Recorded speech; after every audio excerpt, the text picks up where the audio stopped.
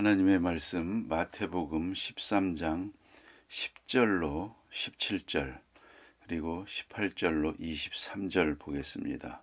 신약성경 21면입니다. 찾으시는 대로 한 목소리로 봉독합니다. 제자들이 예수께 나와 이르되 어찌하여 그들에게 비유로 말씀하시나이까? 대답하여 이르시되 천국의 비밀을 아는 것이 너희에게는 허락되었으나 그들에게는 아니 되었나니 무릇 있는 자는 받아 넉넉하게 되되 없는 자는 그 있는 것도 빼앗기리라. 그러므로 내가 그들에게 비유로 말하는 것은 그들이 보아도 보지 못하며 들어도 듣지 못하며 깨닫지 못함이니라. 이사야의 예언이 그들에게 이루어졌으니 일렀으되 너희가 듣기는 들어도 깨닫지 못할 것이요 보기는 보아도 알지 못하리라. 이 백성들의 마음이 완악하여져서 그 귀는 듣기에 둔하고 눈은 감았으니 이는 눈으로 보고 귀로 듣고 마음으로 깨달아 돌이켜 내게 고침을 받을까 두려워함이라 하였느니라. 그러나 너희 눈은 봄으로 너희 귀는 들음으로 복이 있도다. 내가 진실로 너희에게 이르노니 많은 선지자와 의인이 너희가 보는 것들을 보고자 하여도 보지 못하였고 너희가 듣는 것들을 듣고자 하여도 듣지 못하였느니라. 그런즉 씨 뿌리는 비유를 들으라. 아무나 천국 말씀을 듣고 깨닫지 못할 때는 악한 자가 와서 그 마음에 뿌려진 것을 빼앗나니 이는 곧 길가에 뿌려진 자요 돌밭에 뿌려졌다는 것은 말씀을 듣고 그 즉시 기쁨으로 받되 그 속에 뿌리가 없어 잠시 견디다가 말씀으로 말미암아 환난이나 박해가 일어날 때에는 곧 넘어지는 자요 가시떨기에 뿌려졌다는 것은 말씀을 들으나 세상의 염려와 재물의 유혹에 말씀이 막혀 결실하지 못하는 자요 좋은 땅에 뿌려졌다는 것은 말씀을 듣고 깨닫는 자니 결실하여 어떤 것은 100배 어떤 것은 60배 어떤 것은 30배가 되느니라 하시더라. 아멘. 오늘 본문 중에는 18절로 23절 말씀을 보겠습니다. 이 말씀은 예수님께서 씨 뿌리는 비유에 대해 친히 해설을 해주시는 그런 말씀이 되겠습니다. 우리는 이 본문에서 예수님의 비유를 어떻게 해석해야 할지 소위 말하면 해석학이라고도 하고 또 주석이라고도 합니다. 해석하는 지혜랄까요? 방법 이런 것들을 여기서 얻게 됩니다. 예수님께서 비유로 말씀하시고 또 비유를 친히 해설해 주었습니다. 어떤 의미에서 그 해석은 우리들의 몫입니다. 우리가 해야 할 것입니다. 그러나 주님께서 특별하게 씨 뿌리는 비유 하나만은 해설까지 해 주었습니다. 예수님의 비유가 성경에 많습니다. 한 40여 곳이 되고요. 또 비사까지 하면 한 100가지 되는데 이 모든 비유는 예수님께서 깊은 뜻을 담아서 말씀하시는 거고요. 이제 그 뜻은 우리가 해석해야 됩니다. 우리가 현실 속에서 내가 처한 처지 안에서 또 성령 안에서 또 우리가 아는 모든 성경 지식을 모아서 이 본문의 뜻을 해석해야 합니다. 그런데 모델 케이스로 씨 뿌리는 비유 하나만은 예수님께서 친히 해설까지 다 해주었습니다. 이제 우리가 씨 뿌리는 비유에서 생각할 것은 세 가지 요소입니다. 그것은 첫째가 종자입니다. 뭐니 해도 제일 중요한 것은 종자입니다. 종자가 있어야 뭐가 이루어지니까요.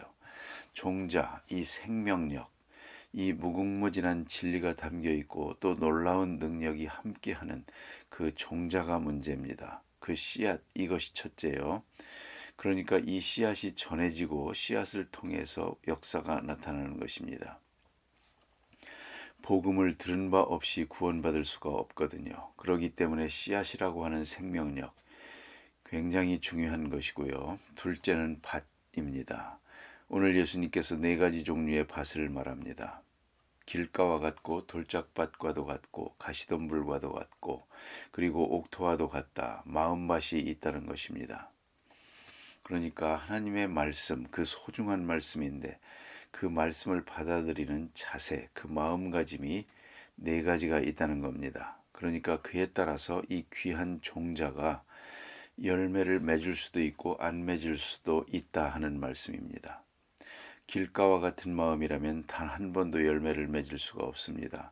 한 번 듣고 지나가는 겁니다. 수없이 들어도 그것이 깨달음도 없고 구원의 역사가 이루어지지 않는다는 것입니다. 그런가 하면 돌짝밭이나 가시덤불 같은 거, 이것도 실패작입니다. 되는 듯 한데 그 씨앗을 감당하지 못합니다. 그 씨앗이 가지는 생명력을 다하도록 여건을 만들어주지 못합니다. 여기서 또 문제가 있고요. 그리고 세 번째가 뭐냐면 씨 뿌리는 자입니다. 어쩌면 오늘 본문에서 가장 중요한 말씀이기도 합니다. 씨 뿌리는 자가 살살 뿌립니다. 어찌 생각하면 이건 반타작도 못합니다. 그래도 뿌려야 됩니다. 뿌리는 가운데서 옥토 같은 사람이 받아들이게 되는 것입니다. 그러니까 우리가 선별적으로 뿌릴 수가 없습니다. 부득불 전도할 때는 100% 내가 전도하는 사람마다 다 예수 믿으리라고 생각해서는 안 됩니다. 나는 내 할 도리를 다 했습니다. 씨는 분명히 뿌렸습니다. 말씀은 전했습니다. 이제 공은 저쪽으로 넘어갔습니다. 그쪽 책임입니다. 그쪽이 마음문을 열면 구원에 이를 것이고 또 그쪽 마음밭이 돌짝밭과 같고 가시덤불과 같은 사람이라면 내가 수고한 것이 헛수고로 돌아갈 것입니다. 이것을 잊지 말아야 합니다. 그래서 예수님 말씀하실 때마다 귀 있는 자는 들을지어다. 들을 귀 있는 자는 들을지어다. 그 말이 뭡니까? 들을 귀 없는 자는 못 듣는 거죠. 마음의 준비가 있고 마음밭이 깨끗해야 받아들일 수가 있는 것입니다. 그러나 씨를 뿌리는 자는 낙심치 말아야 됩니다. 그러니까 복음은 복음대로 열심히 전하고 내 할 도리는 다 할 것입니다. 그 다음에 일은 내 책임이 아닙니다. 그걸 잊지 말아야 합니다. 우리가 복음을 위해서 일할 때 모든 책임을 다 내가 지려고 해서는 안 됩니다. 그건 목회학이나 설교학에서도 늘 하는 말이라고 합니다. 내 도리를 다 할 뿐이요. 그 결과까지 다 책임을 지려고 해서는 안 된다. 그러는 동안에 벌써 신앙에서 떠나게 되고 혹은 낙심하게도 된다. 그런 말입니다. 그래서 우리가 해야 될 씨 뿌리는 일만은 다 해야 됩니다. 그 대상이 누구든지 상관없습니다. 열심히 부지런히 씨를 뿌릴 것이요. 우리가 차 타고 가면서 보면 그런 거를 볼 수가 있죠. 중부고속도로 들어가는데 보면 고려 은단하고 써붙였습니다. 조 장로님이라고 하신 분이 이제 사업하시는 건데 고려 은단을 광고하는 겁니다. 그런데 바로 그 위에다가 Jesus loves you 영어로 썼습니다. 영어 모르는 사람은 전도도 못 받습니다. 이건 볼 사람은 보라 그겁니다. 귀 있는 자는 들을지어다 이겁니다. Jesus loves you. 예수는 당신을 사랑합니다. 참 기가 막힌 얘기입니다. 그렇지 않습니까? 고속도로에 딱 들어설 때 예수님은 당신을 사랑합니다. 이렇게 써붙여 놓았습니다. 그것은 굉장한 용기요, 굉장한 의지요, 굉장한 믿음입니다. 고려 은단, Jesus loves you. 많은 사람이 볼 것입니다. 적어도 중학교만 나왔어도 다 볼 것입니다. 그러나 들을 귀 있는 자는 들을지어다.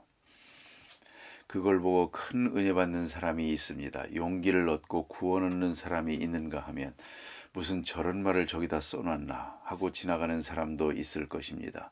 아무튼 생각할 것은요. 씨는 계속 뿌려야 됩니다. 여기도 저기도 말입니다. 씨를 뿌리는데 그저 옥토에만 뿌리고 옥토 아니면 안 뿌리겠다.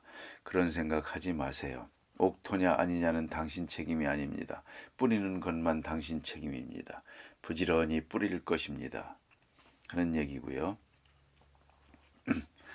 어제 아침에 길가와 같은 마음이 무엇일까 말씀드렸습니다. 이제 오늘은 두 번째로 말씀드립니다. 돌짝밭과 같은 것입니다.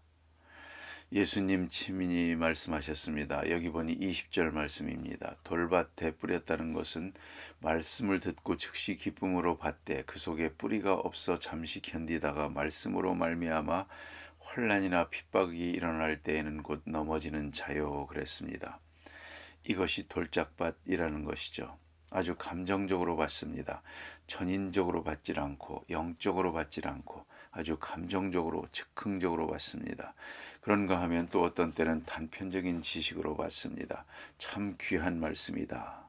그러나 그것이 깊이 들어가지를 못합니다. 또 어떤 때는 도덕률로 그 말씀 참 귀한 말씀이다 하고 받아들입니다. 그러나 행동에 옮기지를 못합니다. 이런 사람들이 많습니다. 아주 복음을 즉시 받아들입니다. 그러나 깊이 받아들이지 못한다. 그 말입니다. 거기에 문제가 있는 것입니다. 우리나라에 부끄러운 게 하나 있다고 합니다. 세례 베풀 때 6개월이 지나면 바로 세례를 줍니다. 그러나 아시는 대로 학습 교인이라는 게 있습니다. 먼저 교회 나온 사람을 불러놓고 학습 문답을 하고 그 다음에 특별한 프로그램은 없지만 그래도 6개월 동안 공부하는 기간을 가집니다. 그 다음에 다시 세례 문답을 합니다. 그리고 나서 세례를 줍니다. 이게 사실 알고 보면 부끄러운 일이랍니다. 왜냐하면 예수 믿고 세례 받는다는 게 얼마나 어렵고 중요한 일인데 깊이 생각하고 해야 하는데 우리가 초대교회 때 예수 믿을 사람 나오라 해서 나왔습니다. 나와가지고는 전부 세례를 받았습니다. 깊은 신앙 없이 받아놓은 것입니다. 받아놓고는 또 안 나오는 겁니다. 그래서 이거 안 되겠다 싶어서 학습 기간을 두었습니다. 이런 학습 시간을 주어서 좀 공부를 해가지고 그 다음에 세례를 줘야겠다. 이게 왜 일이 됐을까요?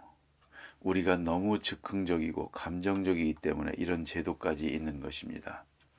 내가 이제부터 하나님 앞에 살겠습니다 하는 결단이 그렇게 쉽게 될 수 있는 게 아니지 않습니까? 또 했으면 지켜야 될 것 아닙니까? 그런데 우리가 이렇지 못했습니다. 그래서 학습교인 제도가 우리나라에 있는 것입니다. 사실로 부끄러운 일입니다. 오늘 복음을 듣고 일시적으로 기뻐합니다. 감정적으로 기뻐합니다. 죄사함 받은 것을 기뻐하고 하나님의 자녀된 것을 기뻐하고 하나님이 내게 복을 주셨다고 기뻐하는데 조금만 어려운 일 생기면 원망합니다. 하나님이 계시냐 안 계시냐 변덕이 심합니다. 이런 것을 가리켜 돌짝밭과 같다 그랬습니다. 핍박을 이기지 못합니다. 조금만 어려운 일 있으면 쓰러집니다. 그러나 아시는 대로 참신앙이라는 것은 핍박이 있을수록 더 강해지는 것입니다. 환난과 고통이 있으면 더 뿌리가 깊이 내리는 것인데 어째서 이렇게 얕아지는가? 돌짝밭과 같이 깊이가 없는 신앙을 말씀하십니다. 복음을 받기는 받는데 조금만 환난이 있어도 넘어지고 맙니다. 예수님께서 이런 사람을 돌짝밭과 같은 사람이다 그랬습니다. 그 다음에 세 번째는 가시떨기와 같다. 이것은 복음은 받아들였으나 그런데 영양실조가 옵니다. 왜냐하면 함께 자라는 것이 너무 많기 때문이죠. 그 함께 자라는 것이 뭡니까? 본래 있었던 것, 본래 잡초가 있었지 않습니까? 그 잡초를 싹 제거하고 그리고 옥토를 만들어서 다른 풀이 없는 가운데 종자가 떨어져야 되는데 잡초가 같이 있습니다. 그러면 자랄 수가 없습니다. 그 영양분을 잡초가 다 먹어버리니까요. 나약하게 가늘게 아주 허약하게 자라니까 결국은 그것도 결실이 없다 하는 말씀입니다. 그러니까 이게 무슨 말인고 하니 예수를 믿음으로 말미암아서 버려야 될 것을 다 버리지 못했다는 말입니다. 끊어야 할 것을 다 끊지 못했습니다. 세상 염려, 근심, 재리, 유혹 이걸 다 끊지 못했습니다. 순전치 못한 동기 다 끊어야 되는 것입니다. 우리가 예수를 처음 믿을 때 그 동기가 순수하기는 좀 어렵습니다. 우리가 복음을 알고 확실한 믿음으로 교회 나오는 건 아니거든요. 처음에는 이런저런 동기로 젊은 사람들 같으면 예쁜 아가씨가 교회 나가니까 나도 따라서 가기도 하고 또 어떤 사람은 존경하는 분이 있어서 그분이 나가는 걸 보고 나도 함께 나가기도 하고 뭐 혹은 답답하고 괴로우니까 위로 좀 받을까 해서 나오기도 하고 뭐 여러 가지 순수하지 못한 동기로 교회 문을 두드리고 교회 나올 수도 있습니다. 시작은 그렇게 되는 것입니다. 그러나 예수 믿으면서 이걸 다 제거해야 됩니다. 이 잡초가 다 빠져나가야 됩니다. 잘못된 동기가 전부 없어져야 되거든요. 그리고 순수해져야 복음을 받아들일 수가 있는데 이것들을 물리치지 못했습니다. 가만히 보세요. 옛날 친구, 그 예수 믿기 전의 친구 끊어버려야 되는데 못 끊습니다. 그래서는 예수 믿고 교회 나올 때는 신자이지만 또 명절 때라든가 옛날 친구 만나면 또 술집에 들어가 앉아 있단 말입니다. 그래서 들락날락합니다. 그리고 다음 주일날 와서 회개하느라고 바쁩니다. 이렇게 되면 신앙이 자라지를 못합니다. 옛 생활을 끊어버리지 못해서 말이죠. 더구나 재리에 대한 것, 물질에 대한 욕심, 이런 것들을 깨끗이 버려야 되는데 아직도 버리지 못했습니다.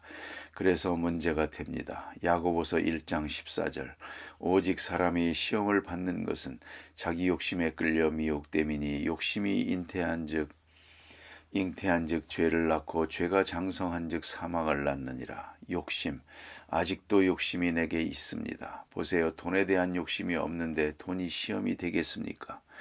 명예에 대한 욕심이 없는 사람은 누가 와서 시험한다고 시험될 리가 없습니다. 내 마음속에 욕심이 없으면 모든 시험은 다 깨끗이 사라지고 맙니다.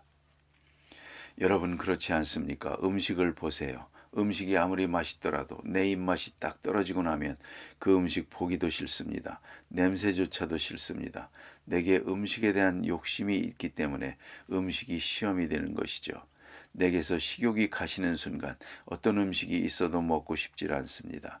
그와 같이 말입니다. 우리 마음속에 있는 모든 것, 과거에 속한 것들 다 지워버려야 됩니다.